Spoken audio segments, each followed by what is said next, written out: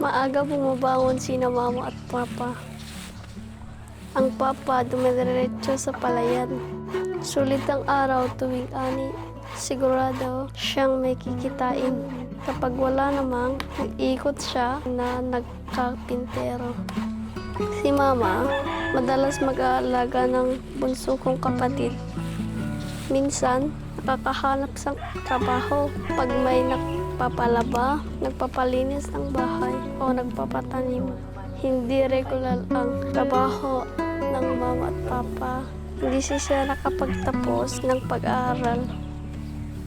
Apat kaming nagkakapatid at 3 kaming nag-aaral. Hilig ko sa school, ang Pilipino, math at mape. Doon kasi ako magaling. Tuwing walang pasok, hilig kong mag-badminton. Pagtapos na kong tumulong sa gawaing bahay. Gusto ko sanang magtapos at maging doktor.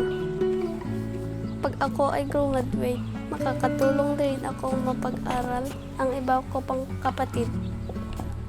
Ako si Sunray, nagiging doktor ako balang araw.